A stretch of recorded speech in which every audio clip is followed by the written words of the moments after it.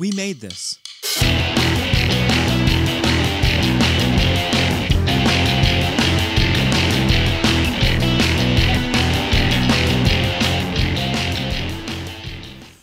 There's a bunch of birds in the sky, and some deer have just come running by, and the snow's nice and crisp on the earth, rich and brown.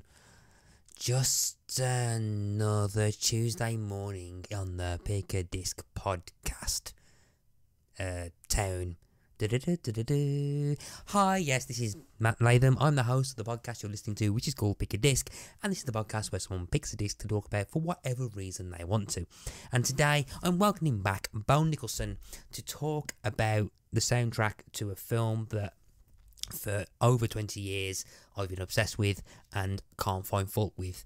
And yes, this is the South Park movie. South Park, bigger, longer and uncut, music inspired and from the motion picture.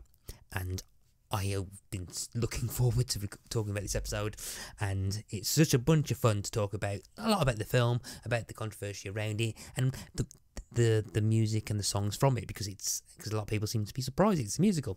But yes, of course, also just to let you know that there will be a little bit of swearing in this one because we can't avoid it, and me and Bo will quote the film a bit too much.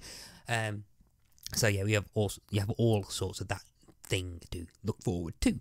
If you enjoy the episode of the podcast, you know what to do. Follow us on the social medias, Facebook, Instagram, Twitter, under Pick a Disc. There's a Discord server that you can join to come on and just say hello and tell us what you're listening to. And there's all sorts of podcast apps of choice that you can jump on and to subscribe to and follow the podcast. And of course, you know, all the podcast review sites just lie and say we're good and give us 5 stars. And that's all the spiel done for. It's just time to now speak to Bo about the South Park movie soundtrack. I'm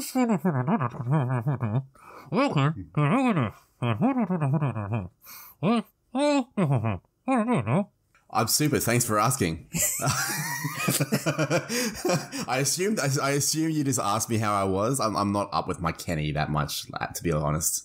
Actually, I was insulting you to the hell and back. So I'm so glad that you just admitted to all the stuff I accused you of. Well, okay. I did not sign up for that. I'm sorry. That was a language barrier. I take it all back. I was told there'd be punch and pie. I'm just really confused right now. Yeah, I was trying to figure out how to open this up, and I was like, yeah, I might just do that. But, yeah, and before we go any further, from the outset, this is going to be one of these episodes where I definitely must tick the explicit box. So if anyone here is a bit of an aversion to the bit of the old swearing, then you've picked the wrong episode to join in on.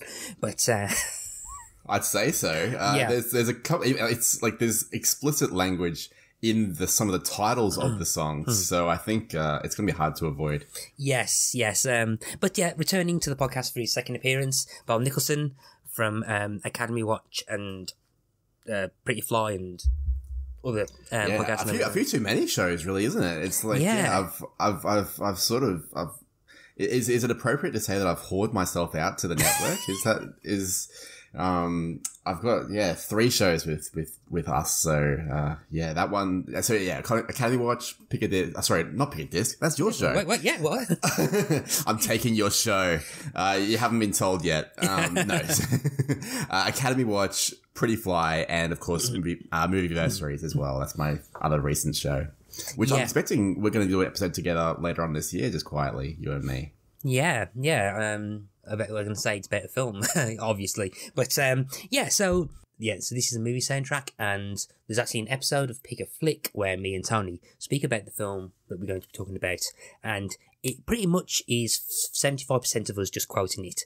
So so this might end up just doing that as well. But, yeah, so all the tension all building up. Bo, why don't you finally tell the listeners the disc that you've picked for today? Sure. It's the original soundtrack of the 1999 film South Park, Bigger, Longer, and Uncut, which I just love, by the way, as a title for yes. for a movie. I heard it was on the IMDb trivia that they were going to call it like All Hell Breaks Loose, and then they weren't allowed to use that, so they snuck in a dick joke instead. Like, it's just, well, I love Trey Parker and Matt Stone when they do that sort of stuff. Actually, I did not realise that is a dick joke. Bloody hell. Yeah, bigger, longer, and uncut. Yeah. Wow, I didn't flipping heck. I did not realise that. Wow. Yes, South Park, bigger, longer, and uncut. I'm going to get my disclosure out the way now. I've talked in the past about obviously we've talked about albums because this is a music podcast. But I've mentioned the basically that I don't really have a top 10. I have a bunch of favourite albums, and I have a top tier, and I have kind of a middle tier, like albums that I kind of, which are like favourite albums, but top tier are like the all-time class ones, and there's about 18 or 19 of those. Movies is slightly smaller. I have top tier movies and like a bunch of favourite movies as well. I have about 4 top tier movies. South Park Big and Long Cut is one of those top 4 my favourite movies. I subjectively cannot find fault in this film. This film is like one of the most perfect examples of filmmaking ever. Trey Parker is potentially my favourite creative person ever in terms of director and writing and stuff. I worship the ground that he walks on, more or less. I can't think of anything that he's done that I don't like. So this is how about you, Bo? What's your? So I'm a bit more of a I'm very much a film snob. I think anyone that listens to my stuff would probably know that. So when people ask me, as if people just line up on the street to ask me, but if they ask me what my favorite musicals were, you'd probably expect me to come out with a list that includes the like of 1961's West Side Story, An American in Paris, Singing in the Rain, and they're right up there, all those movies. I love La La Land, but I unironically think that South Park Bigger, Longer, and Uncut is perhaps one of my favorite movie musicals ever. And that's, I think that's saying something, and it speaks to probably how old I was when it came out. I was 11, so I rented it on VHS when I was 12 for the first time, and so like I was at that right age to be indoctrinated with this head nonsense really that it comes out with for the most of it. Yeah, and already there is so much we can speak about because there are layers from what you've just said in terms of what you were just talking about and the facts about what this movie's about and the songs and such. South Park. I'm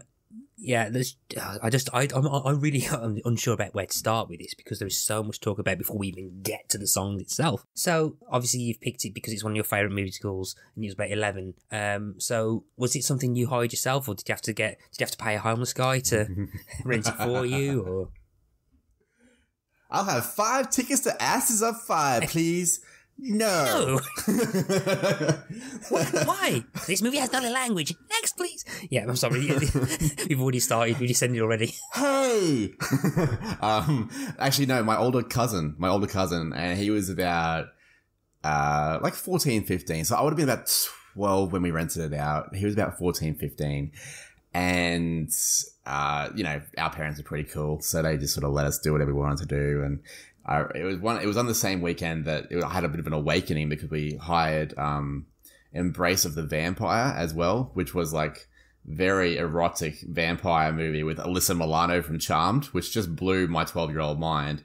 But so there's a couple of movies like that have sort of had this like lasting impression on me for very different reasons. It's not like I'm not seeing like the Eric Cartman's mum getting shat on and being like, oh, yeah, I'm not having that reaction.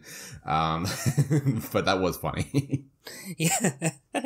So this movie literally did warp your fragile little mind. But yeah. Yeah. Mein Scheißen. Oh, okie dokie.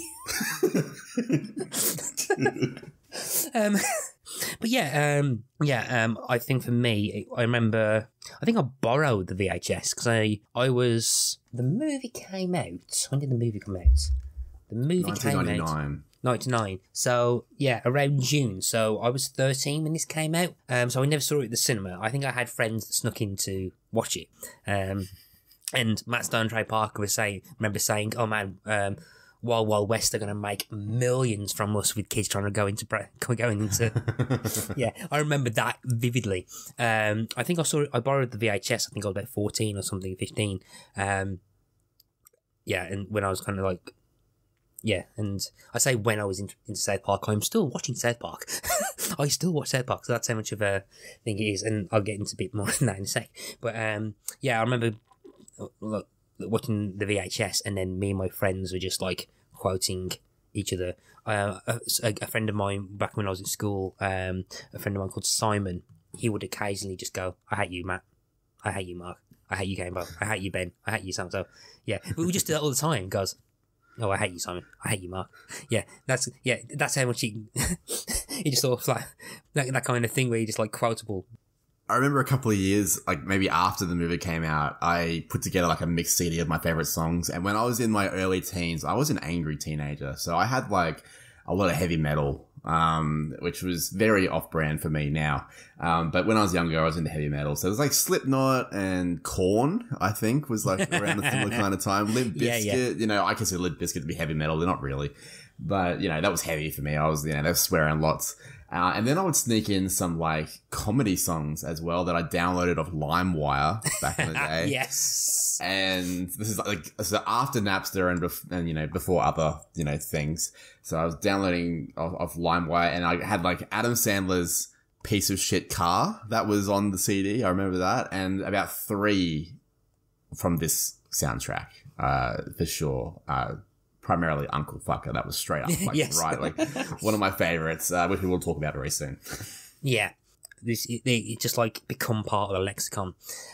So for those who don't know much about the South Park film, so South Park: Be a Long Run Cut is the comedy film based on the animated sitcom South Park, directed by series creator Trey Parker, from a screenplay from Parker, his co-creator Matt Stone and Pam Brady. It also stars Trey Parker, Matt Stone, Mary Kay Berman and Isaac Hayes, all of whom reprise their roles from the series, with cameos from George Clooney, Eric Idle and Mike Judge. The plot of this sees the 4 children, Stan, Kyle, Kenny and Cartman, sneaking into an R-rated film starring the Canadian duo Terrence and Phillip, after which they begin swearing based on language that they hear. And when its consequent moral panic from their parents escalates, it accumulates into a massive war between Canada and the US, and also links in with a prophecy which causes Satan to rise from hell, who is currently in a relationship with Saddam Hussein. And who, by the way, wasn't really dead at the time of the film being made. Yeah. He died a few years later. So it was kind of like, I don't know, like maybe like in terms of prophecy, maybe the movie itself is actually a prophecy of real life and not the other way around. Yeah, I mean, I think if one of the very few things that dates the film is the presence of Saddam Hussein, which I never thought I'd say. But then again, King John Il is also kind of dates Team America, which is another Parker and Stone film. But yeah, again, this was like 1999, so this will be before September 11th. This will be like so. The last major kind of conflicts the US had was the Gulf War about 7 years before 1999. But yeah, so basically the plot is about kids sneaking into films, learning languages, and just repeating what they hear from it, and what escalates from that. And when we were talking about earlier about it was just kind of starting quoting stuff from the film, there's like a very meta level to it where Parker and Stone, I mean, pretty much the show had only been on. This is like they were pretty much working on this in between seasons 2 and 3 of the TV series. This was very early on in the show's life cycle, and quite a few of the things that the show still gets known for hadn't even really entered its general kind of premise. South Park had found an identity at that point, but then it was like a massive power, and you can't stress how big South Park was, and the cultural impact that it had, to the point where he was taking the piss out of himself 2 seasons in, and we're already in season 25, and the show shows no sign of stopping, but it doesn't feel like it's reached the height of what it was. But yeah, so like this, I mean, yeah, this was really early on in its life, to the fact, that it came in, and when you consider that the Simpsons movie came out 20 odd years after it debuted, it was remarkable this happened. I was gonna say some of my favorite characters hadn't even arrived yet. Like they don't even feature in the movie. We mentioned in the Discord chat that I think you said that Butters wasn't even really Butters yet. He sort of became Butters later. Timmy, one of my favorites. He hasn't even joined South Park yet. Jimmy comes after Timmy. So yeah, like this is very early doors, and it's kind of before even like because Randy Marsh sort of becomes quite a big character in the South Park world, but that sort of happens a bit later as well, doesn't it? Like he's kind of more just Stan's dad, really, but then he becomes his own thing later. So like it's kind of like a window into what, it's odd when you watch more recent South Park episodes now and just go, wow, it was really, really, really, really different back when this movie was made. Again, it's still very early in its run in comparison, but the episode Scott Tenenbaum must die in series 5 is the moment where Cartman becomes Eric Cartman. I mean, Eric Cartman was already a cult figure and its breakout character for the first like good chunk. But then I think as the show's gone on, it's Randy Marshall I think has taken over that character for a second. But Eric Cartman had. I mean, this is a guy. Well, then again, he had decided to dress up as Adolf Hitler on a costume day and stuff, and I think he almost accidentally committed mass genocide before season 5, I think. Yeah. He's not a bad guy. He's accidentally almost committed genocide and dressed as Hitler. Yeah. This is one of our protagonists of the whole franchise about choice. But yeah, I think this is before Scott Tenenbaum was even created and stuff. And I think particularly like later on, like the second half of the series, the universe has expanded so much that they will have whole episodes that don't even feature all the 4 characters. Yeah, I mean, the joke of Kenny dying, like gets they get sick of it and just kill off Kenny permanently for season 5, and then bring him back a year later. We just can't be asked to kill him every episode. There's a massive like ensemble kind of thing, but it's not like The Simpsons where they have to have The Simpsons, but they'll have episodes that just feature. They'll have episodes that just feature Ike or Butters on his own. There are episodes based on Mr. Mackey and. Yeah, like one of the most recent episodes of the time recording is basically Mr. Mackey being the point of view character to do with the whole kind of Ukraine situation, Putin and stuff. That's how much it varies. But then again, Mr. Mackey is probably one of the few characters that has kind of like stayed as a focal character since the start of the show, and he does get his own kind of highlight in this film. But I think it's just quite interesting how, when you look back at this, at what South Park is now and where it's from, just how much it's so different from where it comes in. I think Carl's mom's not really that much of a big deal anymore, whereas in the series, she was like one of the first major antagonists. Mm-hmm. Yeah. And in this bloody movie, she's chaos personified. What she does to the narrative and the plot of this story.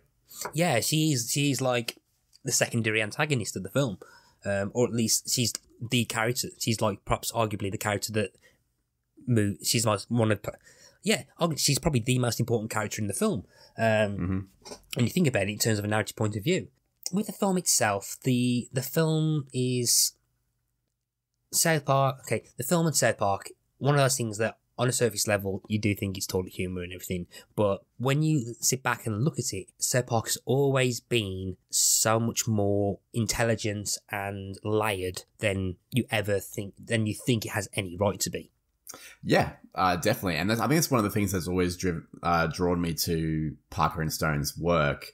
I mean, Basketball is very funny, but it's probably less what we're sort of talking about at the moment. But like South Park has always been very politically motivated, and like even, taking shots at both sides, not necessarily being like hard left or hard right or whatever, but just sort of taking shots at just stupid shit they see or extremism generally.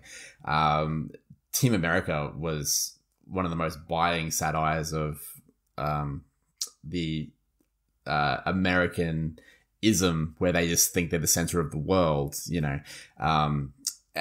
what's the Book of Mormon? Like that's like one of the most brilliant indictments of religion, really, and particularly that religion that I've ever seen. I just think they're just really, really tremendous. But at the same time, they can also sort of weave in the absurd, like, sorry, son, we've replaced your heart with a baked potato. You got about 3 seconds to live. And then his heart just explodes. And, weak!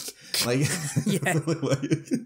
like they just like work this stuff in. Like they get George Clooney saying that. It never gets any easier.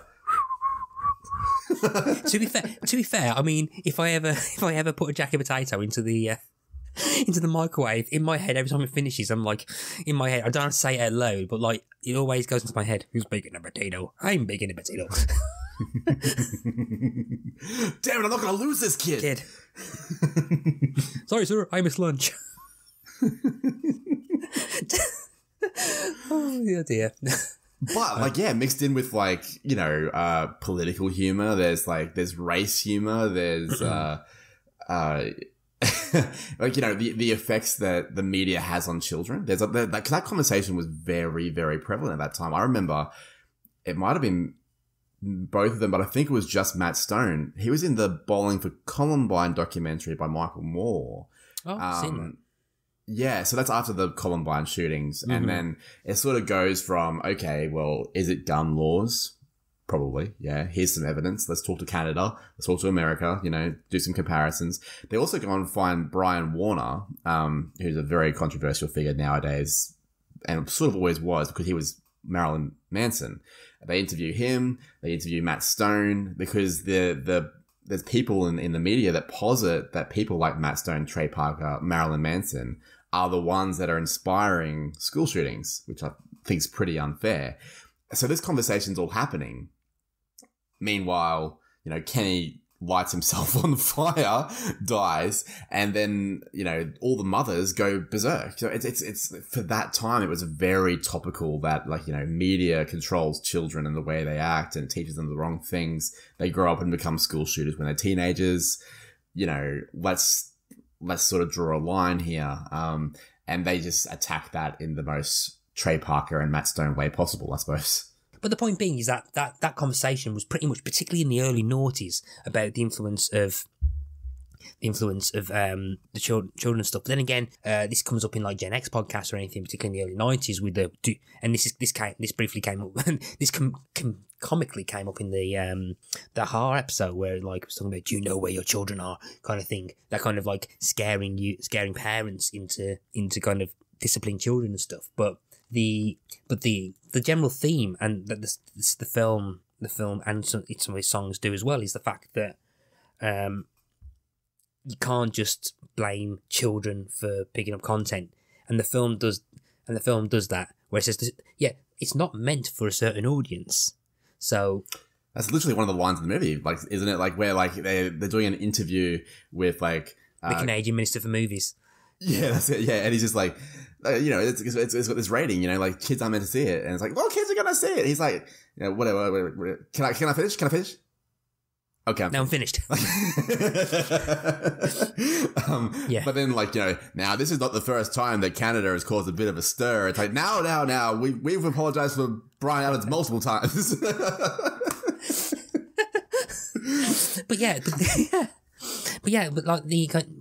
but there's like so many digs in, and like some of the song lyrics as well. Because we'll start talking about the songs at some point, I think, on a music podcast.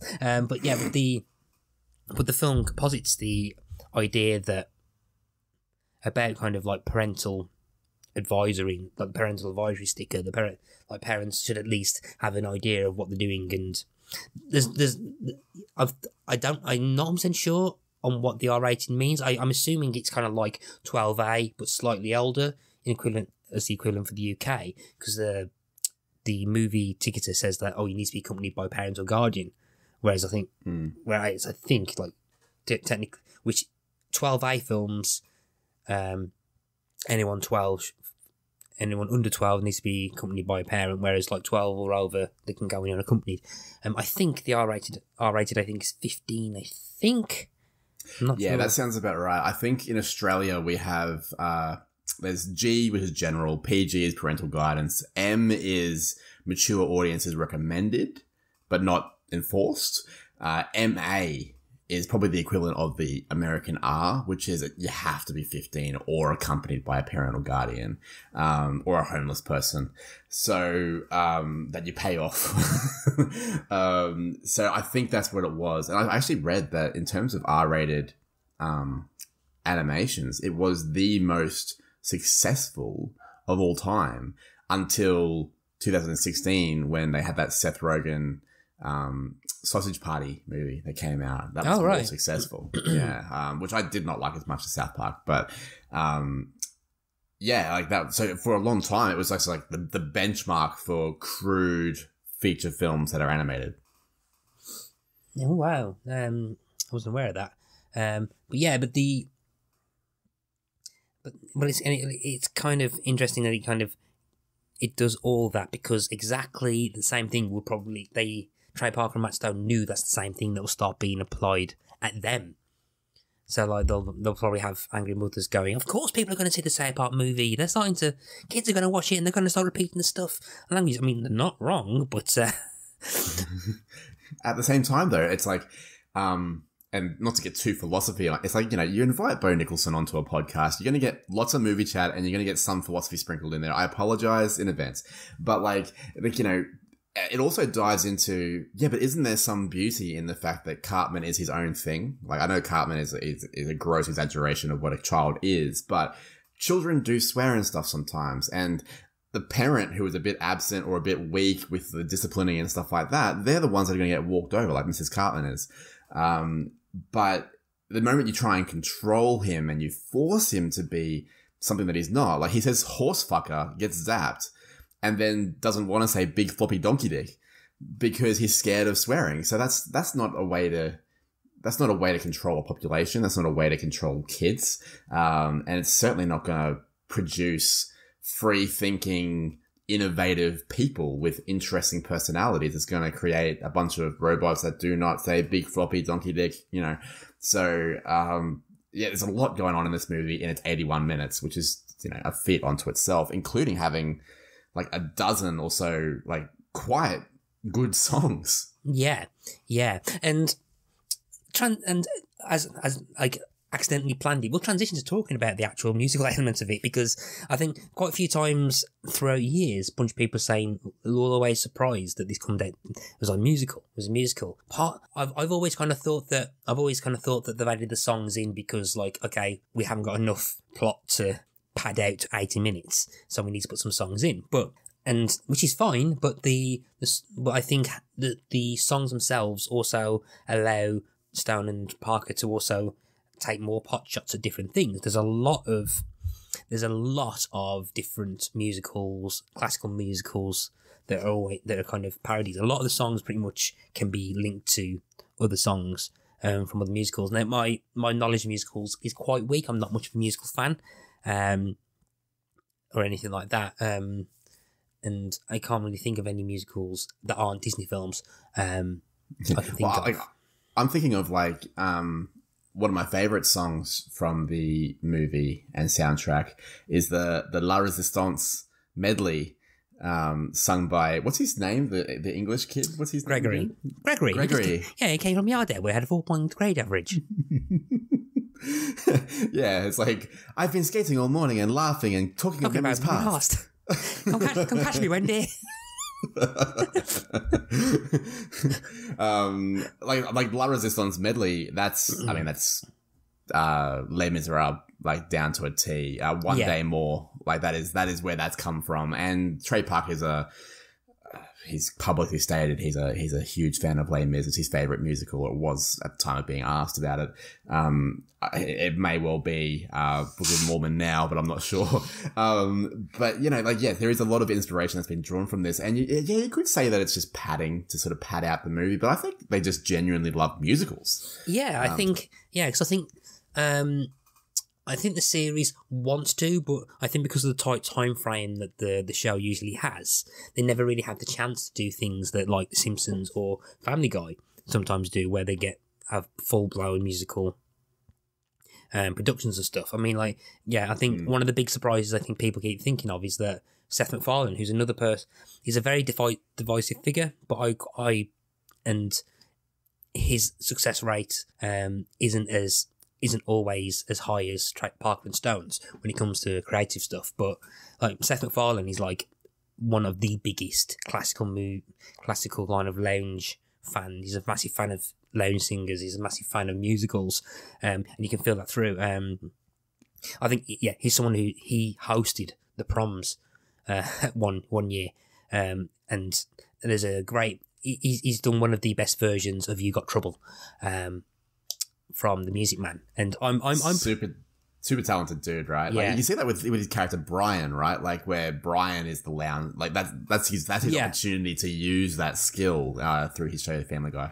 Yeah, but I think like the kind of point being is that like you've got these kind of TV shows or big pieces of work which on the outset are just like toilet humor, but there's a lot of intelligent and kind of almost cultural kind of upbringing in behind them. So yeah, so it's very easy to just kind of write them off. I've seen several times people online comment on the facts, and I agree with them actually, that the creative intent of Terrence and Phillip in the show is pretty much what Trey Parker and Matt Stone basically satirising what the uninformed assume that Say Park is, or like the mothers. So people, because I think pretty much it is kind of gross humour. It is kind of gross humour. There's no intelligence in Terrence and Phillip at all.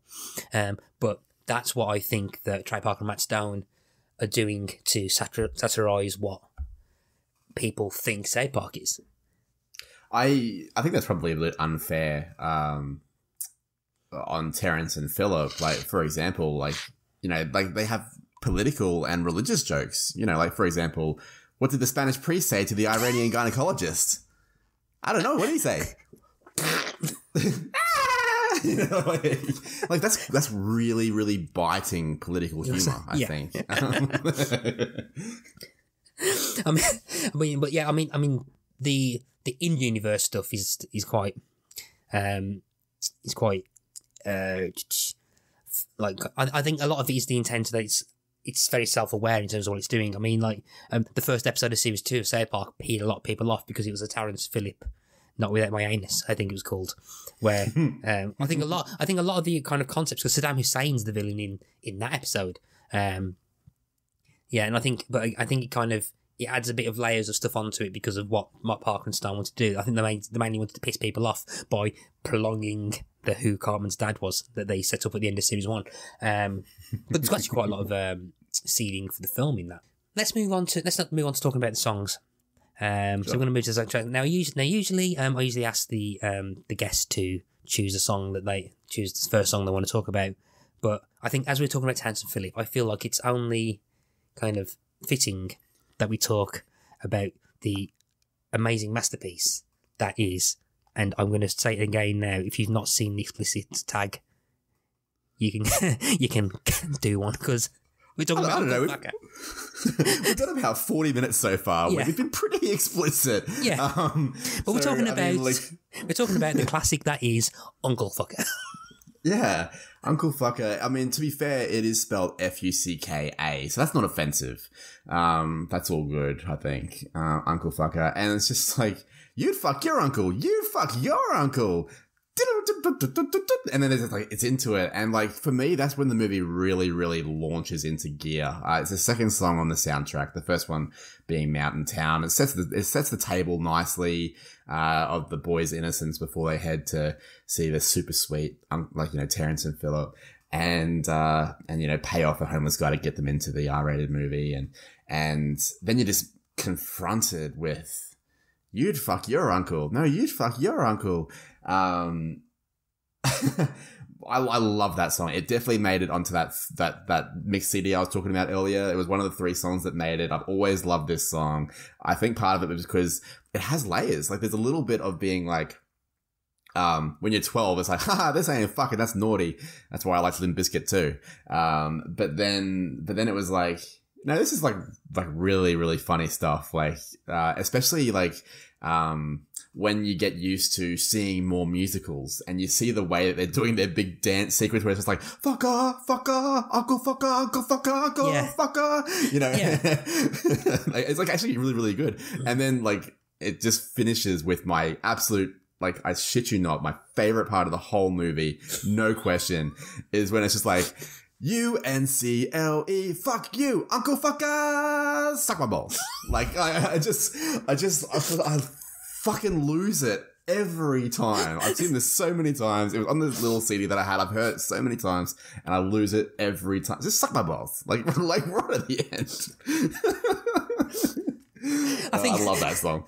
I think Terrence, it's Terrence, isn't it? Terrence is the one that's in blue. But then he also gets one of my favourite one of many favourite moments in the film, but there's a great one, which is it's just the way it works, where in the Conan O'Brien bit where he kind of betrays them, and he goes, "This cocksucker betrayed us. You are a bad man." And it's just the fact that he just uses the word bad man, which is like the blandest insult ever. And he's just it hurts more though, right? Like it's kind of like, I mean, like I've used this before when I've been talking to people, and there's like there's two things you don't want to ever say to me or ever call me. One is the R word. I'm big on, you know, not saying ableist stuff, which this movie has. It kind of puts me off a little bit. But the other thing is never call me a bad sport. Never call me a bad sport. I'm a fair person. So if someone sat there and said, "You are a bad man," I would rather be called most swear words under the sun than that. It actually really works. Yeah, interestingly enough, the MPAA told Trey Parker and Matt Stone that the film would receive an NC-17 rating if it went with the original title, which was a motherfucker. But two admitted later the change made the song funnier, which is, and I think the kind of like the sound, I don't know how I was going to get this technical, but the sound seems more kind of striking. So in the word "unk," that works better than mother. The mother section, it feels softer, but the uncle, the uncle in the phrase "uncle fucker" seems to have a bit more of an impact in it. But you know, like I think there's something to that as well. Like not just obviously like there's some probably like musical science behind what you're saying there, but also the fact that I think people get called motherfuckers a lot. Like, you know, you think of like Samuel L. Jackson in Pulp Fiction or whatever, right? Or basically every movie he's in, where you call someone a motherfucker at some point, and I think the meaning is kind of lost. It's kind of like saying son of a bitch. It's like, we're not actually saying your mum's a bitch. We are, but we're not meaning that. We're just calling you a dickhead or something. Motherfucker has lost its meaning. Uncle fucker, they created this new meaning. Like, it's like, no, you fuck your uncle.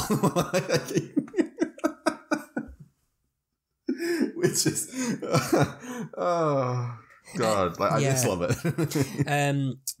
But just before, one of the things I really quite like is there's a nice bit in the chorus where there's a lovely bit of alliteration which fits into the meter of the song, which is the boner biting bastard, which flows so great. And I never thought I'd be speaking about songs with such profanity, but the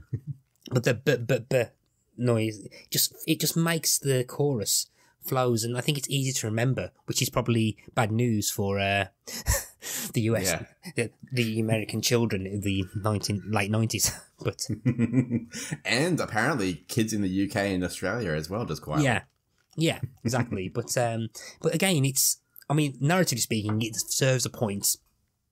It serves a point because there's not really that much swearing in the start, so it's quite clean. It's very much the level of the TV show.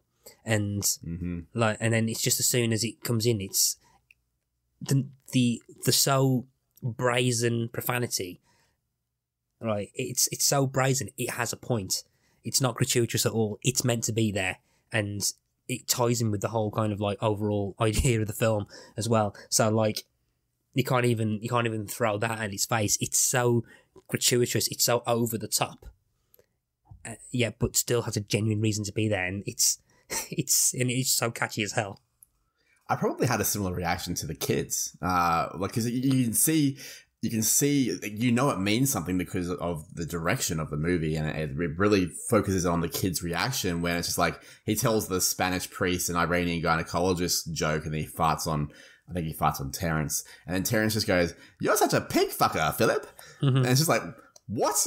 Wait, what? What? Why'd you call me a pig fucker? Oh, because you fuck pigs. Oh, yeah.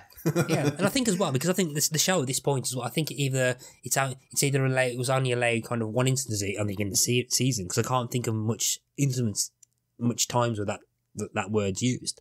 And I think it happens a couple of times, but it's bleak. But I had a couple of the episodes of the series on VHS, particularly all of series 1 on VHS, and I think they actually bleeped it out on the VHS as well, and it was only used a couple of months, because like it gets the impression that this is foul-mouthed program, but it wasn't really that foul-mouthed. It was a lot more about what it was doing rather than the language it was using. So you can kind of see that Trey Parker and Matt Stone are just having the full freedom to do this. The only thing to probably mention as well is that I've never seen Oklahoma, but apparently this is influenced a lot by the actual song Oklahoma, or the main theme for the film. So I don't know if you've seen Oklahoma. Or? It's got very similar kind of what's the word I'm looking for?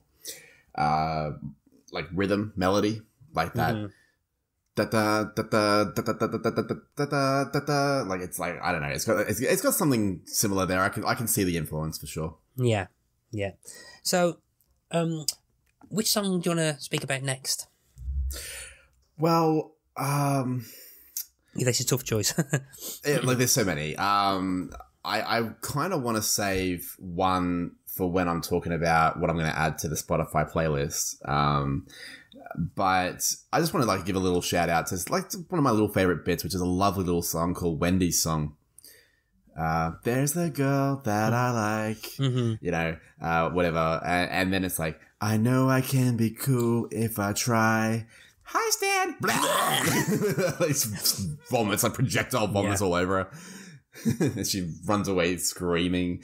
I love that little bit. Like just, I don't know if it's really, I suppose it is kind of juxtaposing like this whole like, oh, childhood innocence, first love. There's the girl that I like, there's butterflies and birds and it's lovely, and then just vomit and screaming and like within seconds, which sort of captures the vibe of the movie really well. Yeah. But in terms of a big song that I want to go into, I guess I want to talk about Blame Canada. Oscar nominated for best original song. I can't ignore the Oscar nominated song. Yeah, you know me.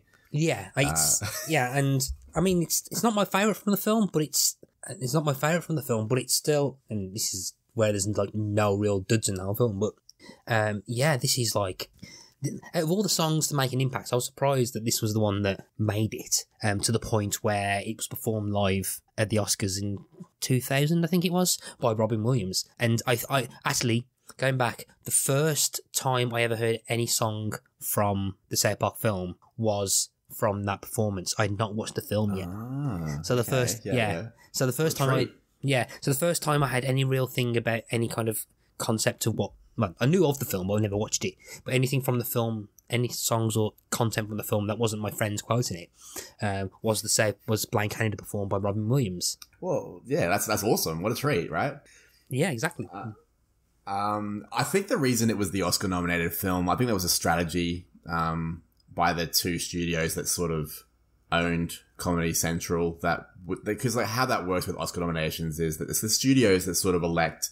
Yeah, the producers and studios that elect in what categories they're going to try and compete and what they're going to put forward in that category. So they could have put forward George Clooney in supporting actor if they wanted to as Dr. Gouch, but they decided to go against that.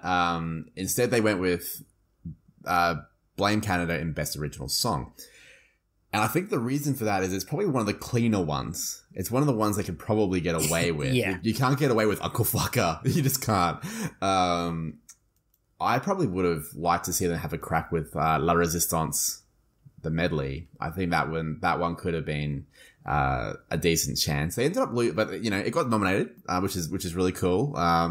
So you can call Trey Parker an Oscar nominee, and it lost to Phil Collins for his work on the Tarzan film, which Phil Collins got his comeuppance on South Park later in some series, I think. But I think that's probably why they went after him so much in one of those episodes, actually.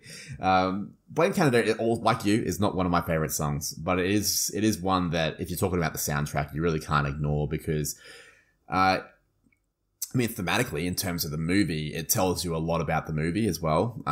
It really moves the story forward in terms of the mothers really taking control of where things are going.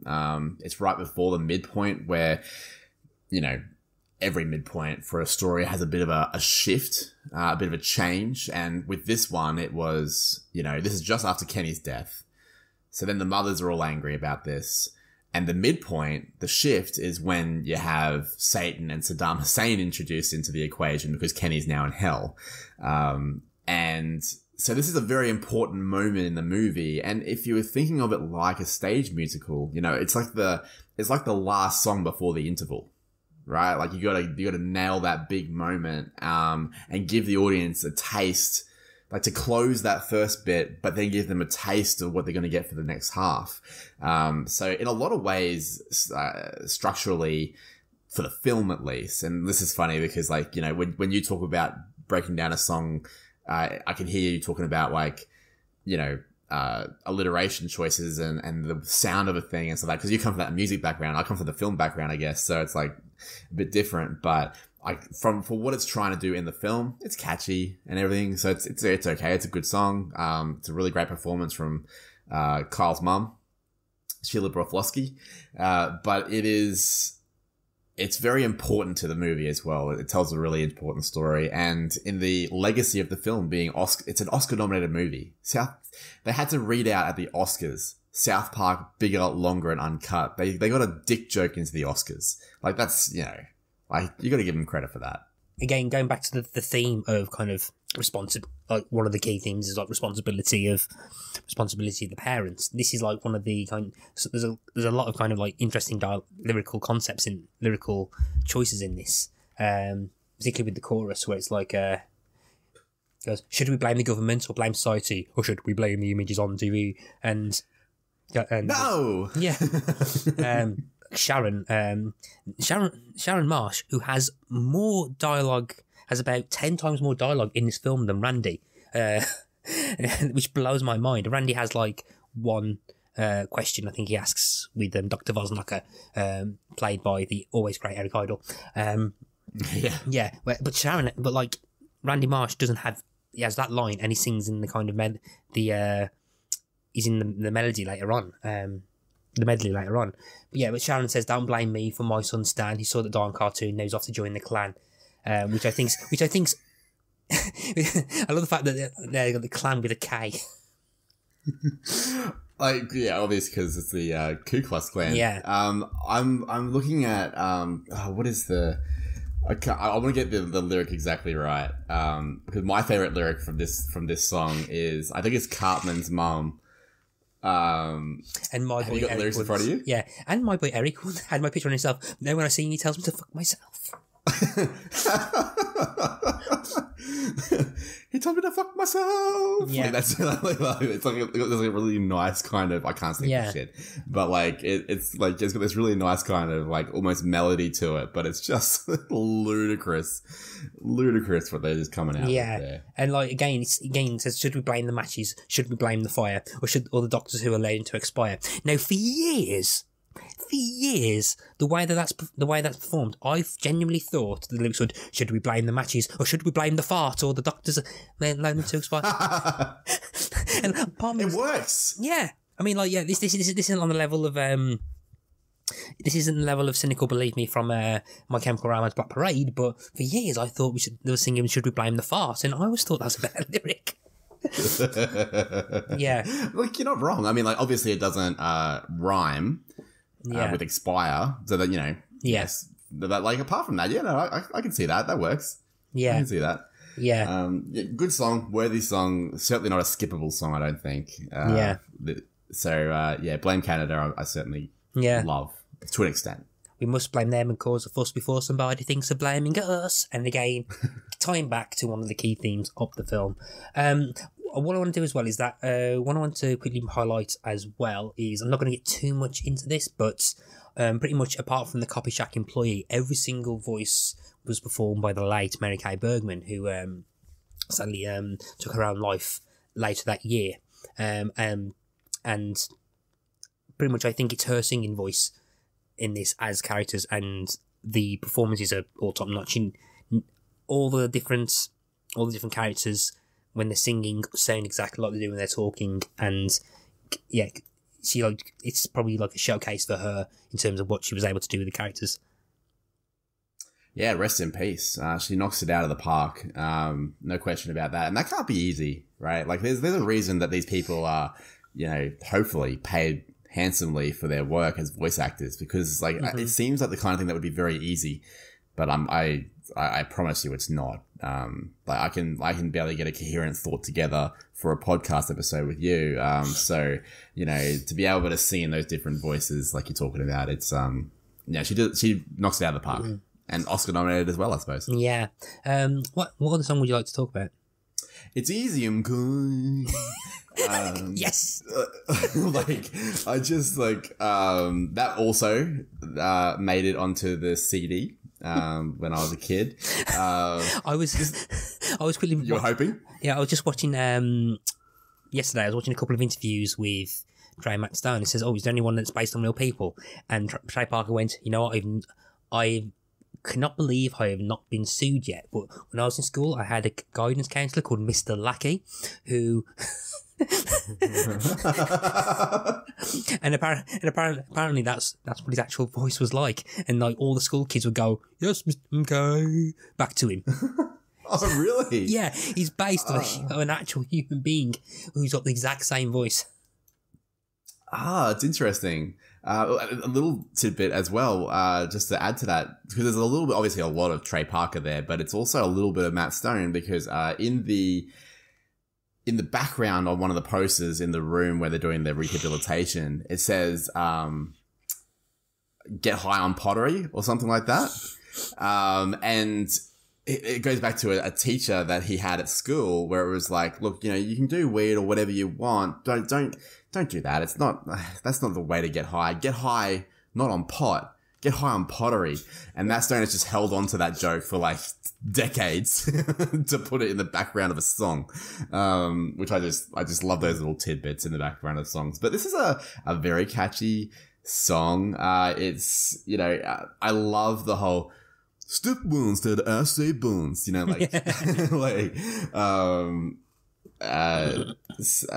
3 with bitch drop the T because Bic is Latin for generosity. It's just it's really, really good, and it sort of crescendos into you shouldn't say fuck, because fuck is the worst word that you can say. Fuck is the worst word that you can say. You shouldn't say fuck. No, you shouldn't say fuck. No, you're cured. You can go. I love that bit. It's like kind of highlighting the kind of hypocrisy of work that perhaps society needs to do. Like say, no, you shouldn't say this. You should say that. Okay, good, you can go. But there's just something kind of like. I think it matches. It works with Mr. Mackey as a character. If you carry on, if you kind of see the show and what Mr. Mackey as a character is like. He's very much like he's got all these moral kind of understandings, or kind of moral standards, but he doesn't have the conviction to actually influence anyone. Mm-hmm. So he's always caught up in his own kind of like bubble, and he does sound like he's high all the time when he's not.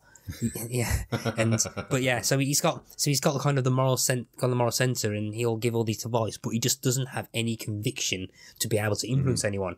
And it's Mr. Mackey's a character. His role in the film is quite limited. It's just limited to this. He doesn't really have a role after this kind of highlight section.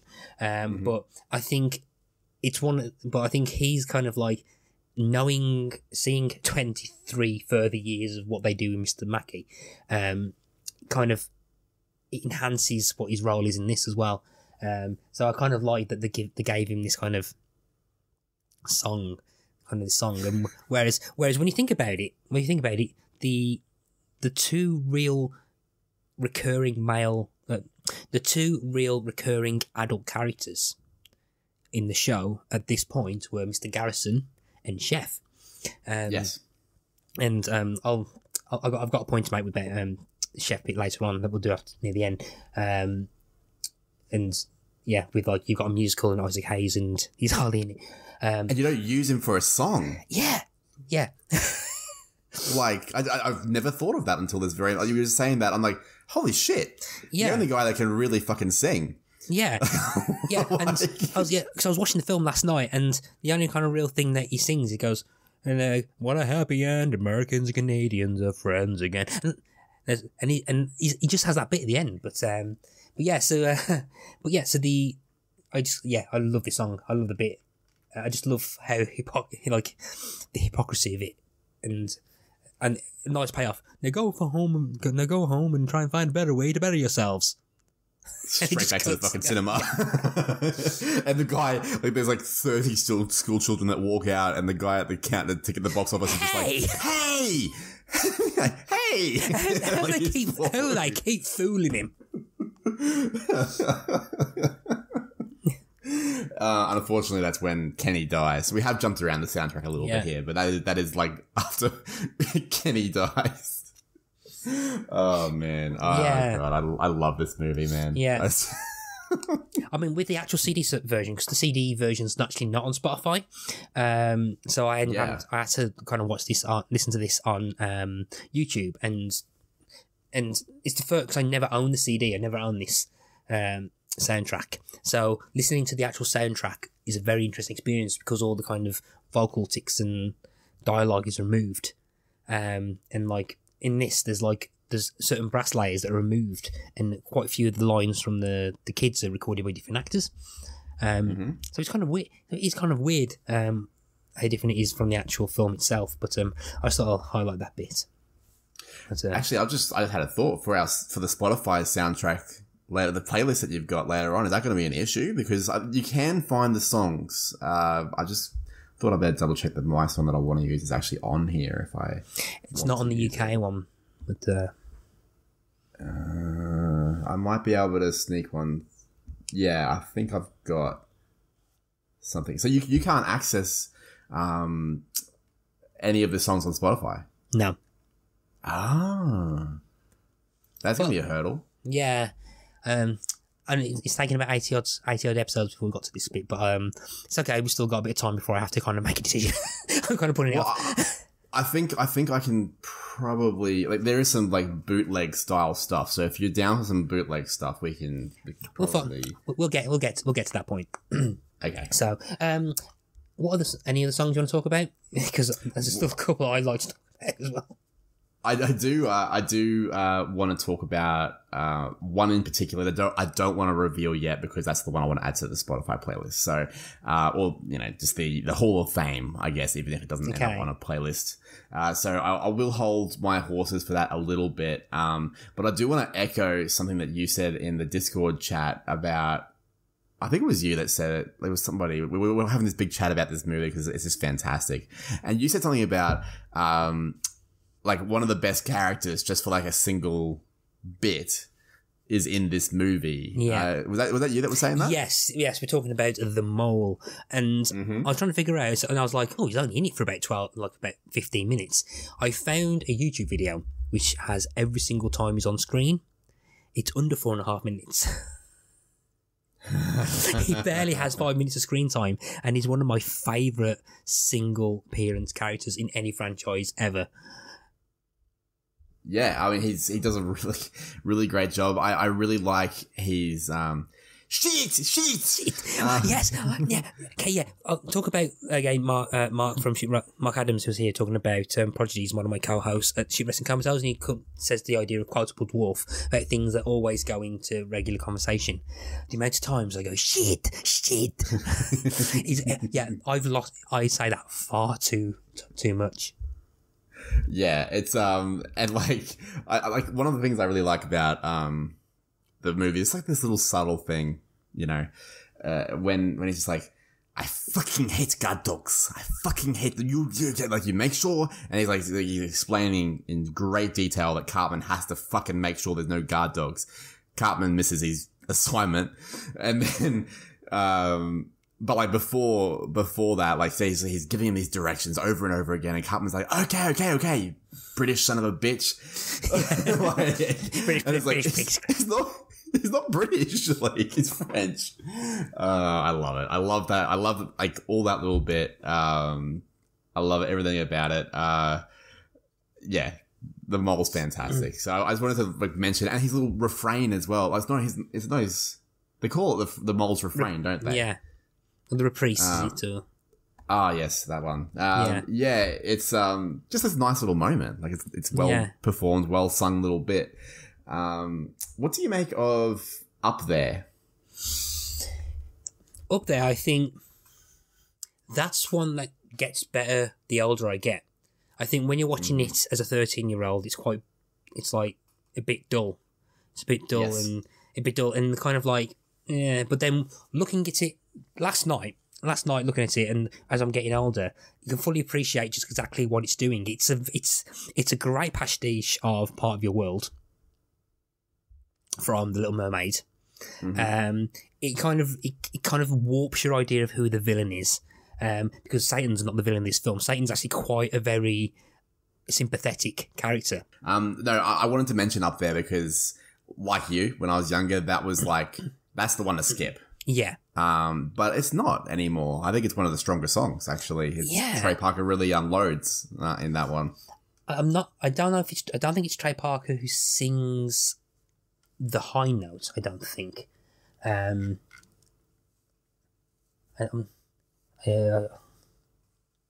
not 100% sure. The only credit that I can see on IMDb is performed by Trey Parker. But you're right, they sneak in like little bits here and there for different people if they need to. But no, I think on the Sad Part fandom wiki, it says it's the only song in the movie that doesn't contain any profanity. It's the most wholesome song on the soundtrack, and also has one of the biggest high notes. Yeah, ever. Really the high note's really good. There's on YouTube. There's actually like I don't know the company that does it. I'm not sure who it is that's doing it, but there's like a live version of South Park songs. It's not the live version of the film on stage, but there's a lot of different songs from the TV show and the film all incorporated in. So there's like live action people singing certain songs, and someone does Up There, and they managed to hit the high note with ease, and like. Yeah, and Jesus. Yeah. Well done. Yeah, but again, I think it's kind of like it's flipping the script on the villain song that you have in Disney films, and in fact, like you're thinking that this is going to be the villain, this is going to be the Poor Unfortunate Souls or the Gaston or the Be Prepared song of the film, but then it turns into this kind of like very sympathetic, kind of like a moment where you kind of realise the motivations of Satan, and it's a trick that Trey Parker and Matt Stone kind of do in a slightly different way with Team America, where So Romery, where they give Kim Jong-il like a kind of like depth, like kind of like motivations and depth and stuff. But then they kind of flip the script a bit later on where they give Saddam Hussein his own kind of. I can change. Yeah, and a breakdancing section, but we're just like, oh yeah, guy, you like that guy? Yeah, I love you. Who's my cream, bro? to be fair, we'd often ask that a lot. Basically, pretty much most of my friends would just like occasionally just go, "Who's my cream puff?" You are. I love you. I am. Yeah. Here's my cream puff. I love you. But yeah. I love you, guy. Yeah. Okay, so I'm just conscious of time. There are two songs left that I would like to talk about. I'm conscious about the one that you referenced. I'm really conscious about the one that's referenced because the two that I want to talk about, because there's Mountain Town and Brian Boitano. I don't know how to do that without you giving the game away. Well, just go for it. You can talk about what you're going to talk about. I'll be okay. I'll be okay. Okay, right. Okay, so okay, so so I'm a bit conscious of the time, but there are two. There are two songs that I definitely want to talk about. Want to talk about before we go. The first one is what I think is one of the better opening songs to a film, because it's a massive take on Belle from Beauty and the Beast, and does a lot of work setting up quite a few of the character arcs, and which you only kind of really appreciate after like the 50th time you watched it. So 50th time you watched it, which is Mountain Town. It's a great kind of opening song. It does so well establishing the premise, the mood, and the characters. There's a great moment with kind of Sheila Broflovsky, Carl's mom, gets a moment to kind of establish her bit. Again, watching it now, you're surprised at how much Sharon Marsh gets in comparison to what Randy Marsh becomes. So what are your thoughts on Mountain Town? As I said before, it sets the table really nicely. It has one of my listening to the soundtrack.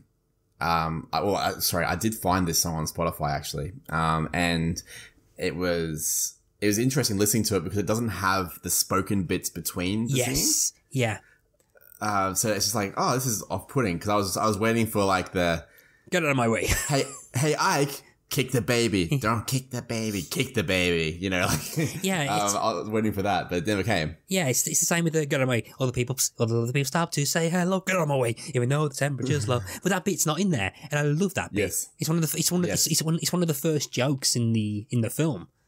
Yeah. Yeah, it's one of the first jokes in the film, and it's not there, and it's kind of like, oh, it's slightly off-putting. But I think that's quite an interesting way of being able to see if you've got a musical and you're listening to songs from the musical, either on stage or based on a film or within the film, and then you listen to it in isolation. I'm not much of a musical fan, but I am quite curious to see how fans of musicals that perhaps listen to stuff like this, how they kind of cope with the ad-libs missing, like the ad-libs or the dialogue missing from that. Yeah, I think there's room to have both. I think you could have, for the purists, the ones that want to hear the score, the version that I listen to would be perfect for that, because it has the singing and the score and doesn't have the acting in between, the dialogue. But then for me, it's like, like if you're listening to, like, let's use Grease as an example, Grease Lightning, it's nothing without this car is automatic. Dun. Systematic. Dun. That's not singing, that's dialogue, right? But like, I don't know, like I even the Grease Mega Mix does that, with that start, and I think it's better for it. Tell me more, did you get very far? Like it'd be worse without that sort of stuff. I think John Travolta's wow in the one that I want, not in the actual thing as well. I think it's the way she goes, feel your way. In the film, you see John Travolta. Yes, you're right. Wah. Yeah. Yeah, you're right. Yeah, and yeah, there's a whole other conversation about the fact that I've listened to the Grease soundtrack far too many times in my youth.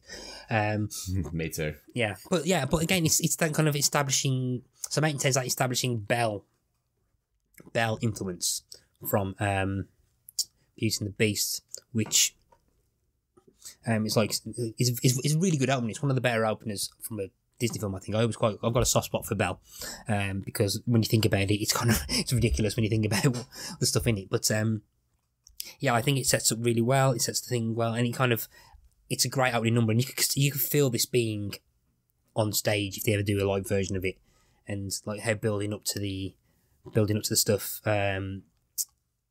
building up to the moment they go to the cinema or the movie theatre, and there's a great line.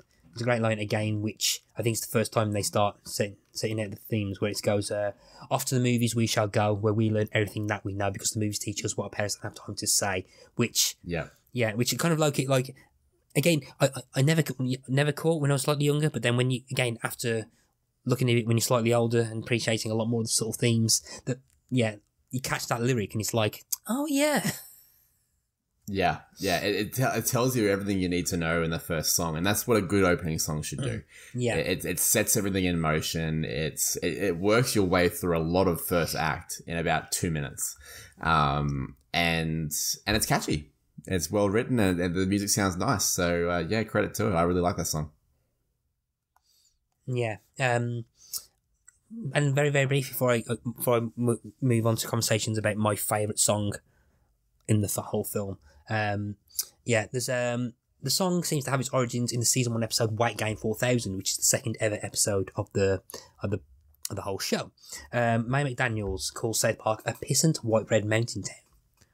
So that kind of like that language, I think, or the kind of cadence for it was like in the back of Stone Parker's head. But and it builds back into the reprise at the very, very end of the film as well, which kind of builds up to the end again, where Isaac Hayes is only kind of singing part. I've never kind of until this very moment read what they sing at the very, very end. So I always kind of, I think in the mix they kind of lose what they're actually singing about. So I'm just going to now, for the first time ever, read what they actually sing. Yeah, so it's thank God we live in this quiet little pissant. Pissant's the word they use in Wagon 4000. So it's quiet little pissant redneck, podunk, jerkwater, greenhorn, one horse, mud hell, peckerwood, right wing, whistle stop, hobmail, truck driving, old fashioned, hayseed, inbred, unkept, out of date, out of touch, white trash, kick ass, mountain town. Wow. I did not know that either. Yeah. I did not know that. It's impossible to keep up with, and for some reason my Apple TV doesn't have subtitles for that movie, so I wasn't able to catch up with it. But some interesting actually one there as well. So truck driving, old fashioned, right wing.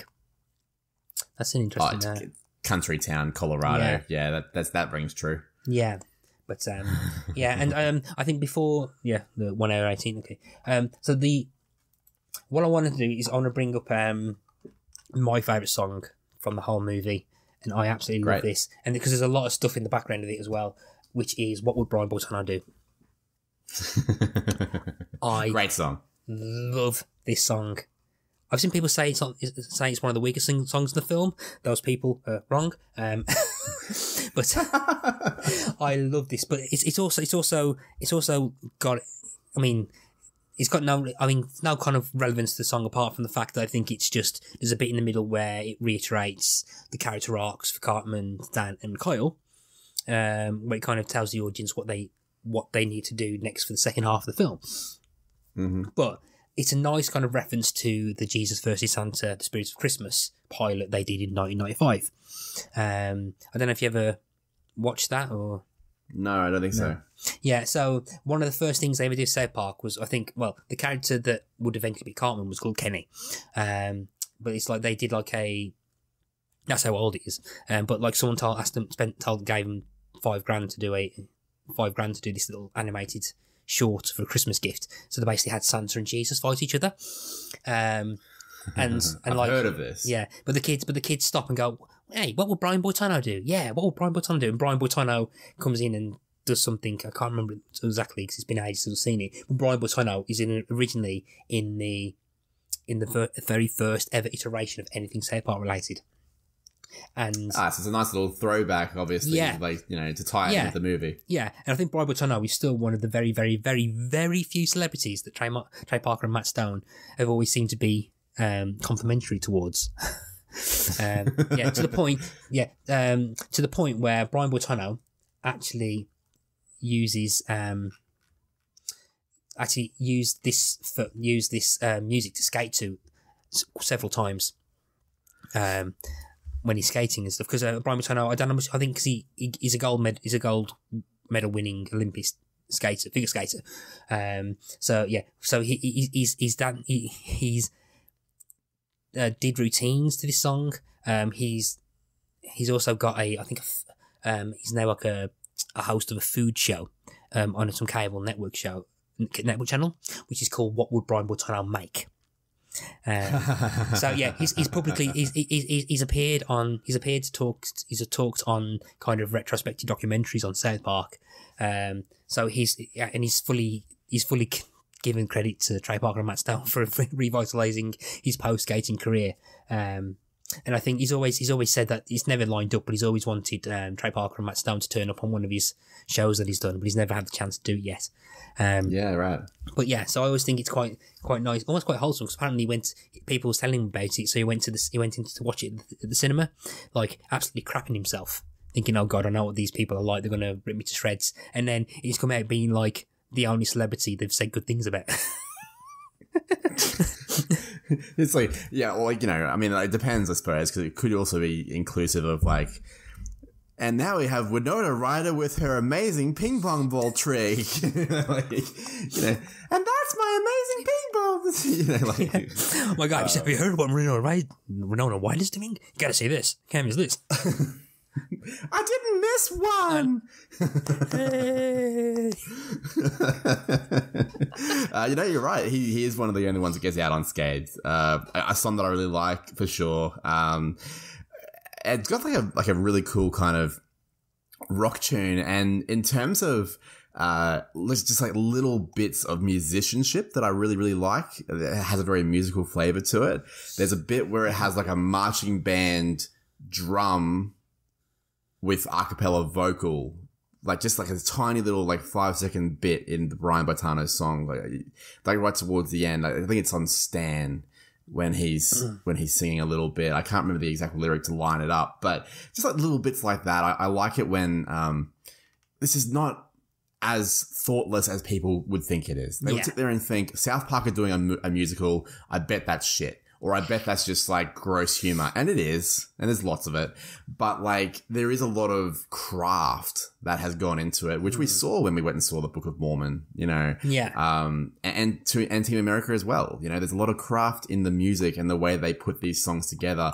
And they inherently understand how a musical needs to operate to tell the story economically, but also with great tunes, So, credit where it's due. This one, also a very good song. I'm not one of the people that says it's one of the worst ones. Yeah, I love this song. But, there's,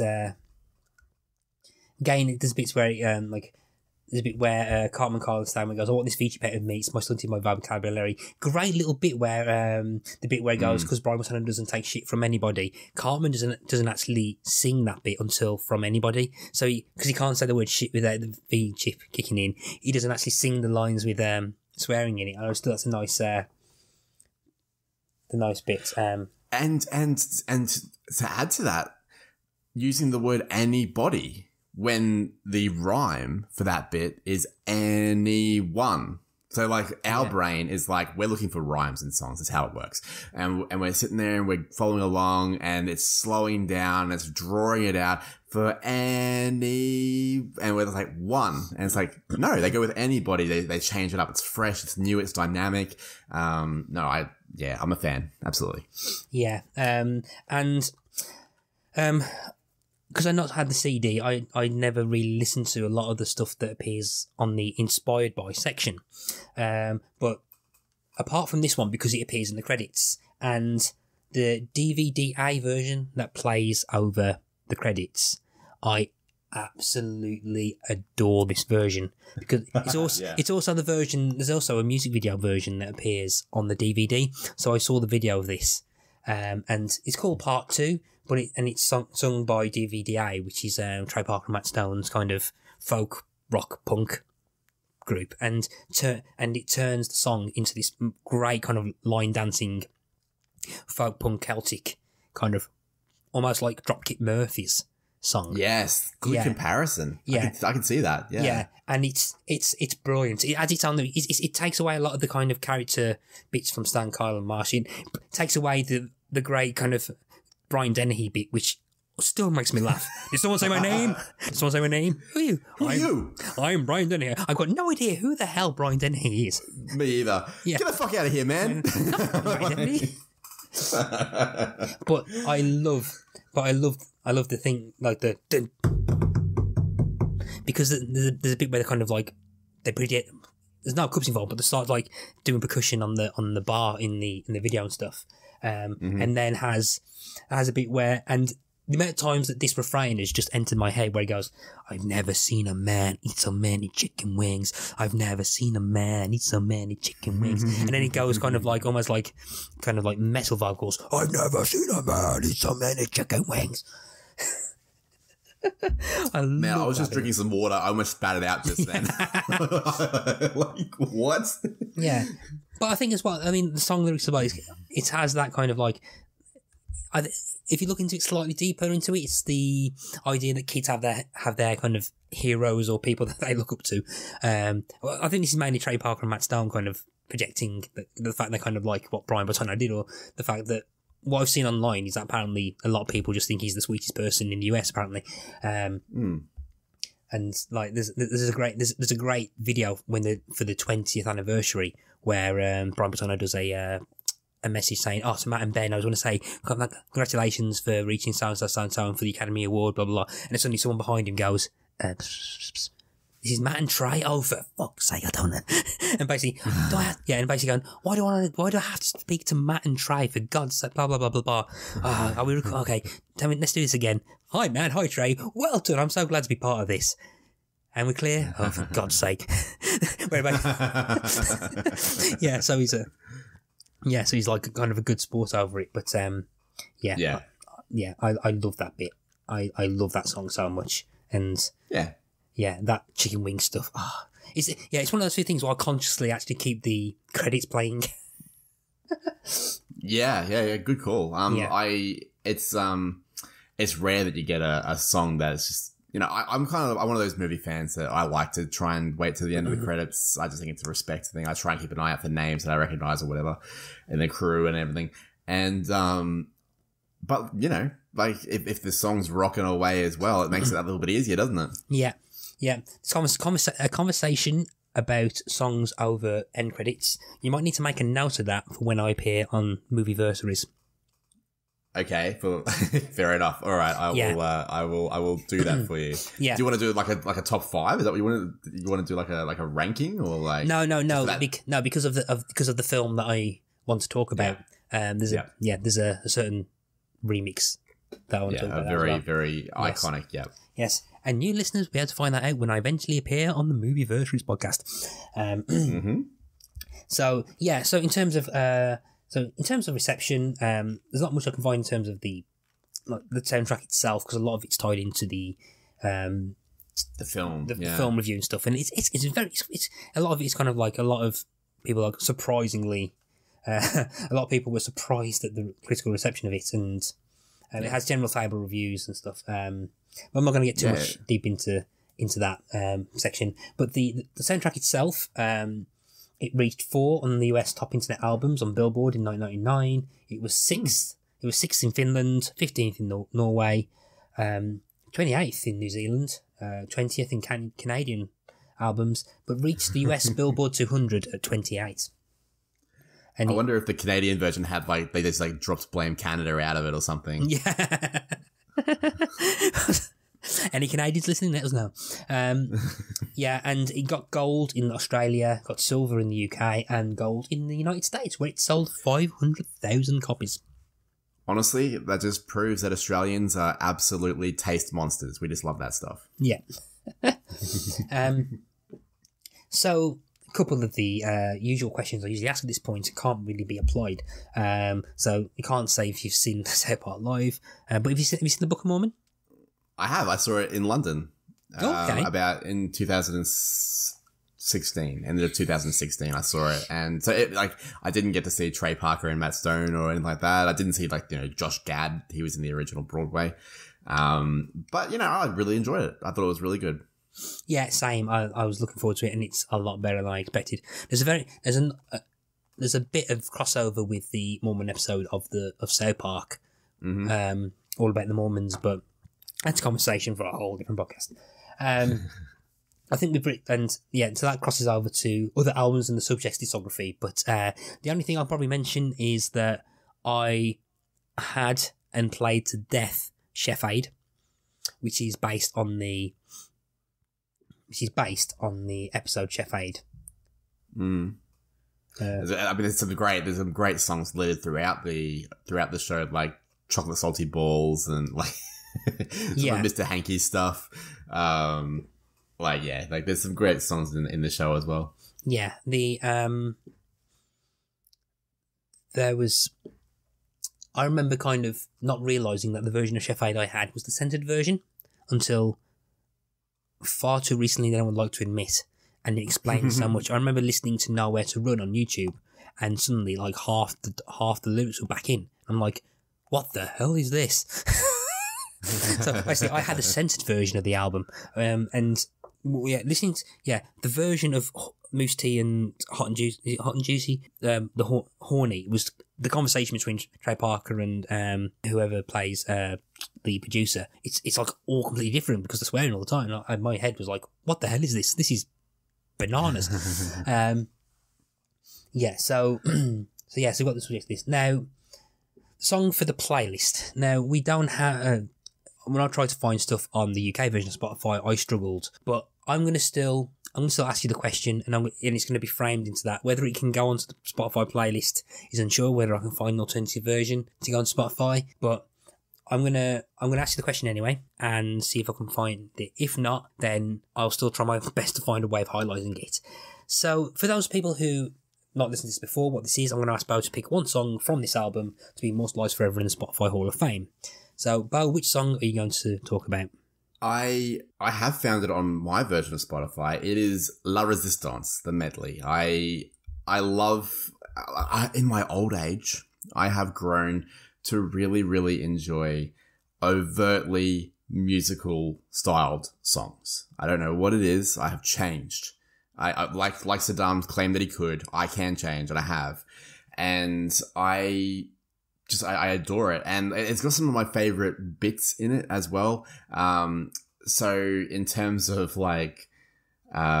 the way that it sort of becomes the medley as well, like introducing, the kids in their heroicness with Gregory, and then they've got like the mums, they're fired up, and then they've got the troops who are like, tomorrow night, our lives will change. Tomorrow night, we'll be entertained, and then it they splice it all together, and then they've got, freaking Terrence and Philip being like, well, it looks like we're out of luck. Tomorrow night, we're pretty fucked. And I just adore it. I adore it. And I could have, the reality is I could have chosen Uncle Fucker. I didn't know how that would look next to all your other songs on the playlist. I could have gone with It's Easy MK. They were two of my favorites when I was a kid. Blame Canada. I mean, I'm the Oscar guy, right, of the network. So that one makes a lot of sense. Boitano, definitely a great choice. Part 1 or 2, no question about it. There's so many. I mean, there's even, Hell Isn't Good with, the uncredited vocal from Metallica's James Hetfield, there's so many good choices, and that's what makes this musical soundtrack so great. But I have gone with La Resistance, the melody, and I've copied a link, so I'm gonna flick it to you and see if you can make sense of it, see if you can make that work. Well, I have just found what appears to be just another shitty podcast, not so part soundtrack at all. Yes, which is that's the one. Yes. That's the one. I just sent it to you. So maybe you can use that. Possibly. And that will help you find what would Brian Boitano do as well, because that's on there too. Awesome.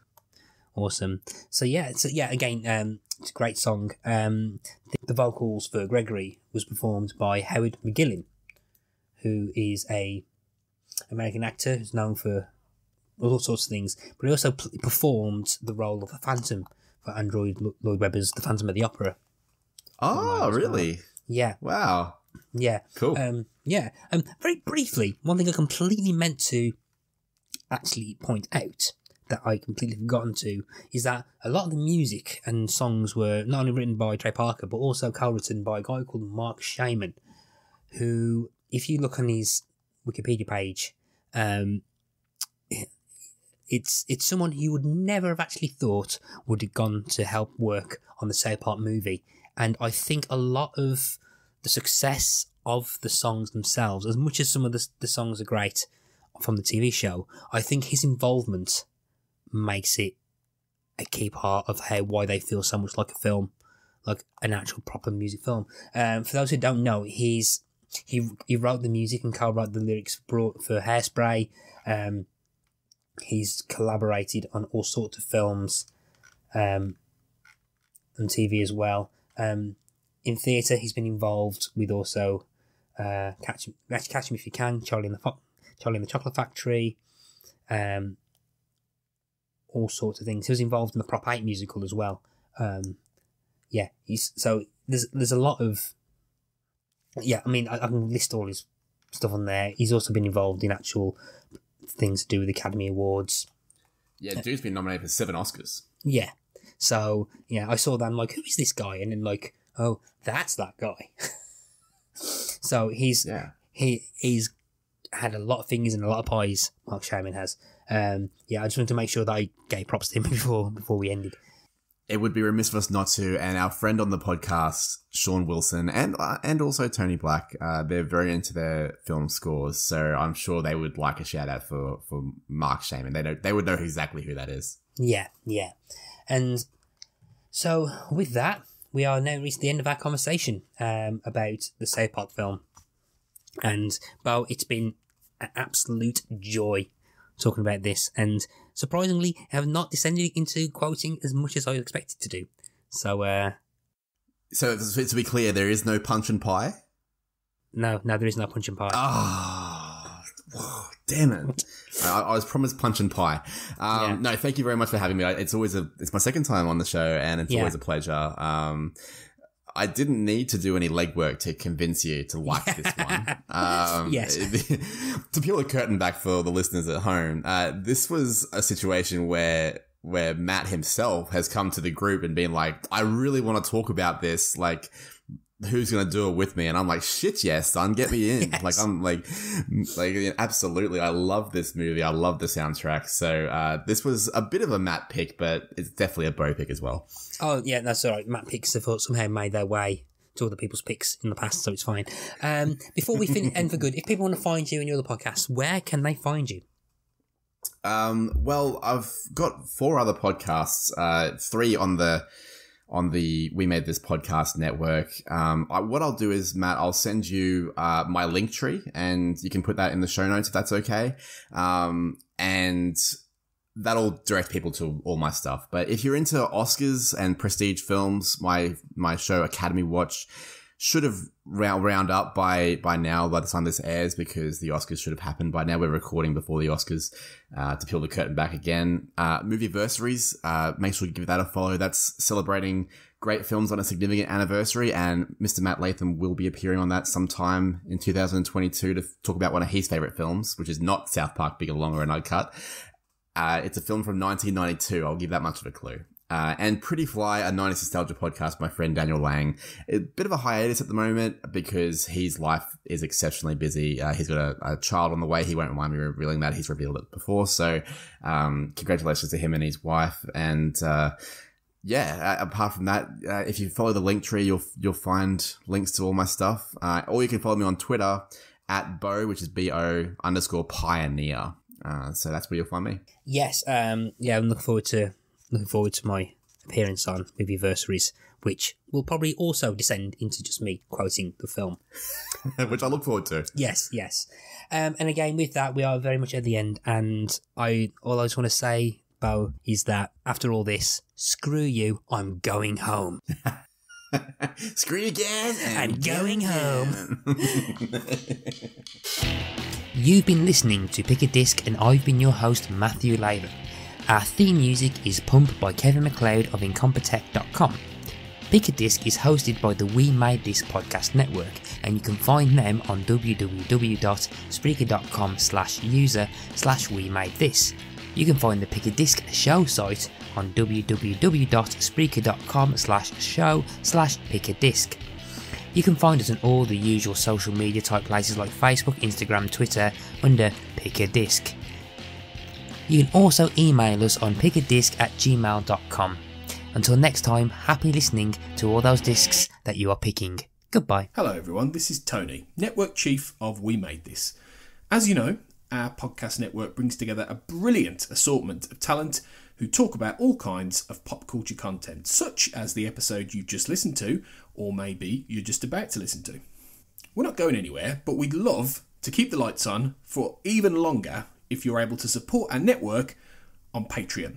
For just £2 a month, you get your name in lights and the satisfaction of knowing you're helping us produce more great audio.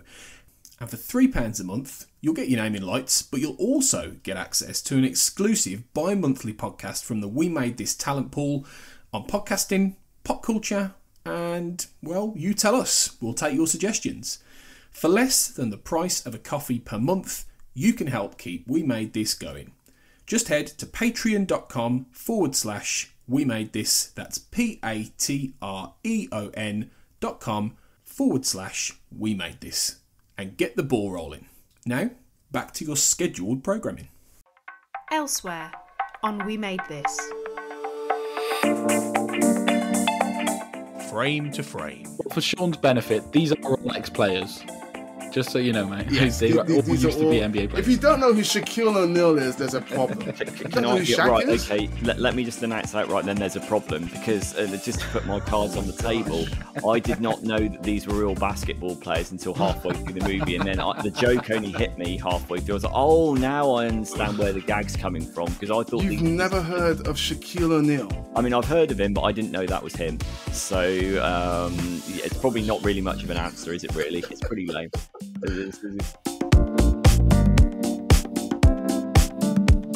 Chucky Vision, a Chucky podcast. This was their first film as Full Moon. Before that, they were Empire Pictures for a while, and they did a few movies, produced a few movies.